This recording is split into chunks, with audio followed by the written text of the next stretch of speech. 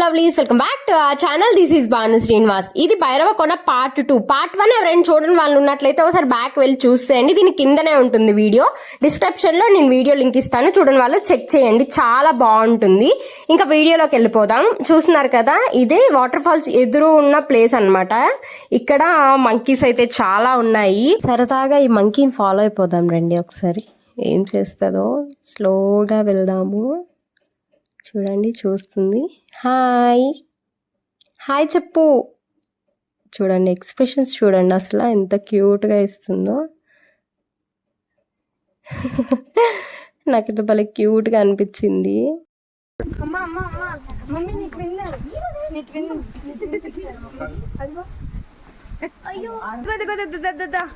ఇక్కడే ఉన్నది.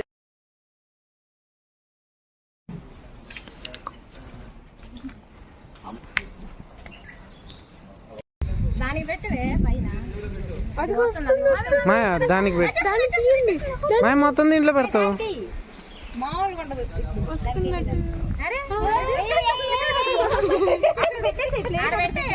చిండట్టి తీసుకుంటున్నట్టు తీసుకుంటున్నాయి.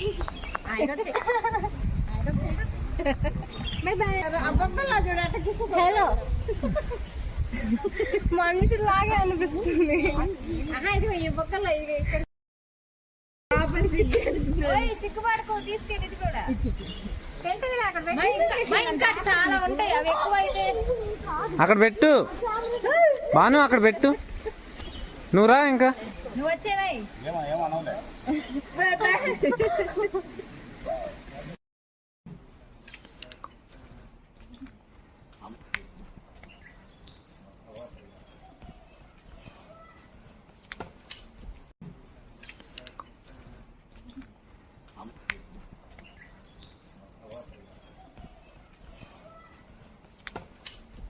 ఓవరాల్గా వాటర్ ఫాల్స్ వ్యూ చూసేయండి. అంటే వాటర్ ఫాల్స్ దగ్గర నుంచి చూసారు ఇందాక. ఇది మీకు హనుమాన్ స్టాట్యూ దగ్గర నుంచి మొత్తం టోటల్ వ్యూ అనమాట.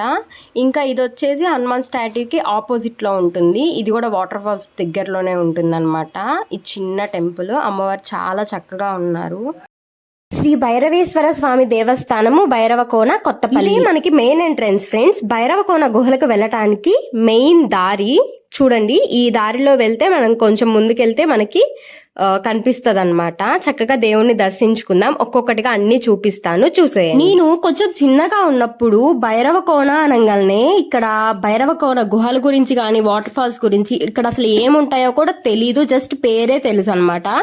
అప్పుడు నేనేమనుకునేదాన్నంటే మగధీర సినిమాలో సెట్టింగ్ ఉంటుంది కదా, ఆ సినిమాలో హీరో భైరవ కదా, సో అందుకనే తర్వాత ఆ పేరు వచ్చింది అనుకుంటా. ఆ సినిమా వల్లే ఈ పేరు వచ్చిందేమో అన్న ఫీలింగ్ తో ఉండేదాన్ని.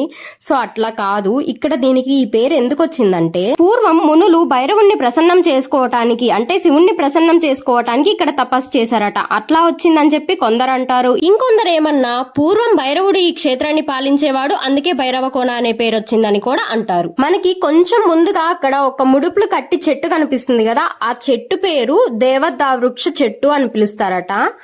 ఈ చెట్టు స్పెషాలిటీ ఏంటంటే, బ్రహ్మం గారు జీవ సమాధి అయ్యేటప్పుడు ఆయన శిష్యునితో ఈ చెట్టు పూలే తెమ్మన్నారట. ఈ చెట్టు చాలా తక్కువగా మనకి కనిపిస్తూ ఉండిద్దట. అలాంటి చెట్టు ఇక్కడ కనిపించడం చాలా స్పెషల్. మనం ఇప్పటి వరకు ఎన్నో రకరకాల గుహాలయాలు చూసుండొచ్చు, కానీ ఇది చాలా స్పెషల్. ఎందుకంటే మొత్తం అంతా కూడా ఒకటే కొండరాతితో చెక్కబడిన గుహలు అనమాట ఇవన్నీ కూడా. ఇప్పుడు మనం దర్శించుకోబోయే భైరవకోన గుహల్లో మొత్తం అంతా కూడా 8 గుహాలయాలు ఉన్నాయి. ఆ 8 గుహాలయాల్లో ప్రతిష్ఠించిన ఒక్కొక్క లింగానికి ఒక్కొక్క స్పెషాలిటీ ఉందట. ఈ గుహాలయాలతో పాటు 108 శివలింగాలు కూడా ఉన్నాయి. ఈ 108 లింగాలు ఓన్లీ ఈ ఏకశిలా గుహలు ఉన్నాయి కదా, మనం చూడబోయే 8 గుహలలో ఉన్న లింగాలు, ఇంకా గుహల బయట చెక్కిన చిన్న చిన్న లింగాలు కౌంట్ వరకే మనకి 108 అనమాట.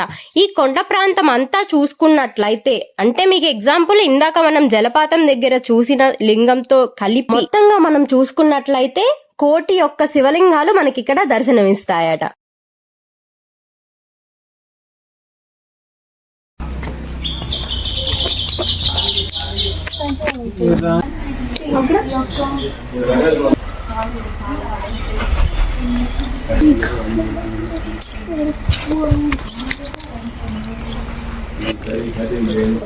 మనం దర్శించుకోబోయే మొదటి ఆలయం ఇదే శ్రీ అష్టకాల ప్రచండ భైరవుని లింగం.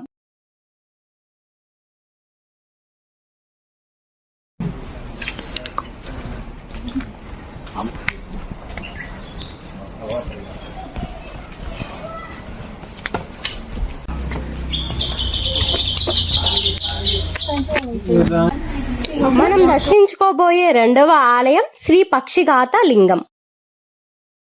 మీరు జాగ్రత్తగా చూసినట్లయితే మీకు ఎక్కడికక్కడ ప్రతి గుహాలయం దగ్గర కూడా బోర్డింగ్ అనేది ఉంటది. అది చూసినట్లయితే మీకు క్లారిటీగా అర్థమైపోతుంది. నెక్స్ట్ మనం చూడబోయే మూడవ ఆలయం శ్రీ శ్రీశైల మల్లికార్జున లింగం. ఇక్కడ మనం శివలింగాన్ని క్లియర్ గా చూసినట్లయితే మనకి శ్రీశైలంలో ఎలా అయితే దర్శనం ఇస్తాడో సేమ్ అలానే ఉంటారట స్వామి. నెక్స్ట్ మనం చూడబోయే ఆలయం శ్రీ నగరేశ్వర లింగం.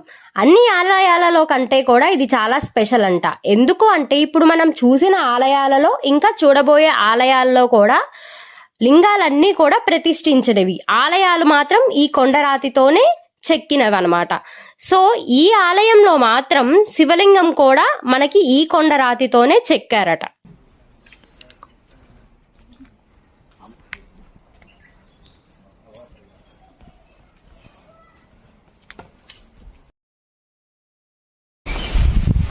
కొండ చల్లగా ఉంటుంది తెలుసా లోపల. నెక్స్ట్ మనం దర్శించుకుంటున్న ఆలయం శ్రీ రామేశ్వర లింగం. ఈ శివలింగాన్ని మనం క్లియర్ గా గమనించి చూద్దాం. చూడండి, క్లియర్ గా చూసినట్లయితే మీకు శివలింగం వరకే రెడ్ కలర్ లో కనిపిస్తుంది కదా, ఇది ఇసుక రాతితో చేశారట. పప్పీస్ చూడండి ఎంత ప్రశాంతంగా నిద్రపోతున్నాయో. ఇక్కడ 2 కుక్కలు కనిపించాయి మాకైతే.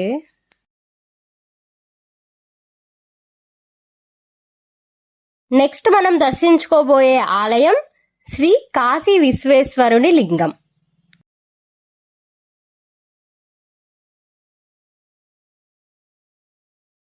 ఇందాక నేను చెప్పిన 108 శివలింగాలంటే ఇక్కడ చూస్తున్నారు కదా, ఇవి కూడా కౌంట్ వస్తాయి. నెక్స్ట్ శ్రీ రుద్రలింగ ఆలయం.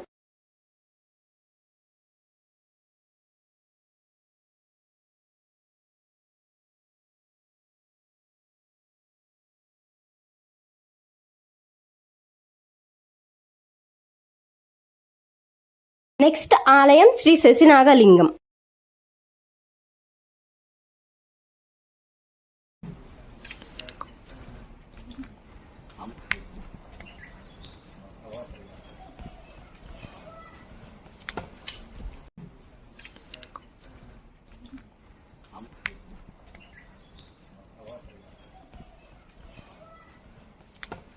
ఇప్పుడు మనం చూడబోయే ఆలయం శ్రీ త్రిముఖ దుర్గా బరుళేశ్వర లింగం. ఇక్కడ మీరు చూసినట్లయితే ఆలయం ఎదురుగా మీకు సువ్వలతో ఒక నెట్ లాగా కనిపిస్తుంది కదా, దాని కింద వాటర్ అయితే ఉంటాయి.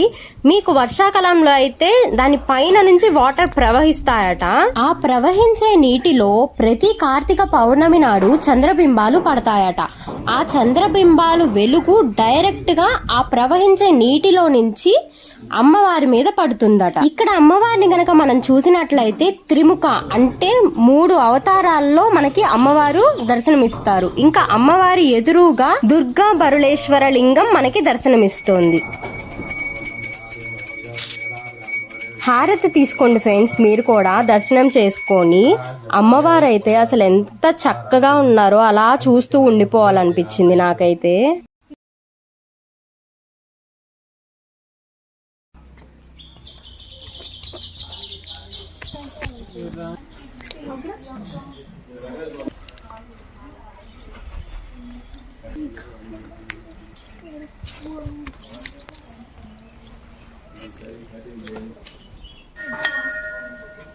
Hold please. జశ్వంత్ మాకు కూడా 2 ఫ్లాట్స్ కావాలి. ఇస్తావా?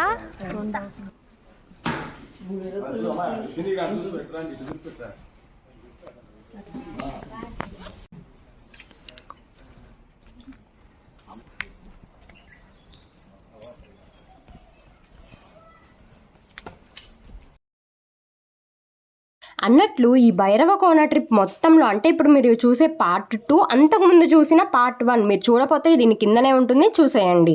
మొత్తంలో కూడా మీకు నచ్చిన పార్ట్ ఏంటి అనేది కామెంట్ సెక్షన్లో మెన్షన్ చేసేయండి. మేము మార్నింగ్ వెళ్ళేటప్పుడు చూసాము, చాలా అంటే చాలా క్యాక్టస్ ప్లాంట్స్ దొరికాయి. ఎందుకంటే ఇదంతా కొండల ప్రాంతం కదా, సో అందుకనే ఉంటాయి అనుకుంటా. ఇంకా క్యాక్టస్ ప్లాంట్సే కాకుండా దానికి ఫ్లవర్స్ కూడా చూసాను. నేను ఎక్కువ అయితే ఎల్లో ఫ్లవర్ చూసాను. నాకు తెలిసింది ఆ ఫ్లవర్ తింటే చాలా మంచిది అని చెప్పేసేసి ఇంకా అందుకని చెప్పి వెళ్ళేటప్పుడు వెతికామన్నమాట. ఎక్కడ దొరకలేదు, కానీ ఇంకా మేమైతే జస్ట్ అలా దిగి చూద్దాము లోపలికి వెళ్ళి, కొంచెం అటు సైడ్ ఇటు సైడ్ కనిపిస్తుందేమో అని ఒక దగ్గర దిగామన్నమాట. ఇదంతా నల్లమల్ల ఫారెస్ట్ ఫ్రెండ్స్. అసలు ఎంత పెద్ద పెద్ద క్యాక్టస్ ప్లాంట్స్ ఉన్నాయో నేనైతే ఎప్పుడు చూడలేదు. ఇంత పెద్ద క్యాక్టస్ ప్లాంట్స్, ఇది చెట్టు లాగా బాగా ఒక పెద్ద వృక్షం లాగా ఎంత హైట్ గా వచ్చిందో, ఒక ఫ్లవర్ లాగా ఉంది. ఆ రావటం కూడా కొమ్మలు కూడా బాగుంది. నాకు క్యాక్టస్ ఫ్లవర్స్ అయితే దొరకలేదు, కానీ నాకు ఒక స్పెషల్ ఒకటి దొరికిందనమాట. ఇది కొంచెం మంచిదనమాట హెల్త్ కి. సో కొన్ని వీడియోస్ లో చూసాను నేను. దీనిని నల్లేరు అని పిలుస్తారట. చూడండి మీకు క్లియర్ గా చూపిస్తాను. ఒక పెద్ద క్యాక్టస్ ప్లాంట్ కి ఫుల్ గా అల్లేసుకుందనమాట. చాలా ఉంది చూడండి, నల్లి ఏర్లు అని అంటారంట దీన్ని. ఇది కూడా క్యాక్టస్ లో ఒక టైపే, కాకపోతే దీని పేరు నల్లేరు అనమాట. ఇంకా అంతే ఫ్రెండ్స్, ఇంటికి రిటర్న్ అయిపోయాము.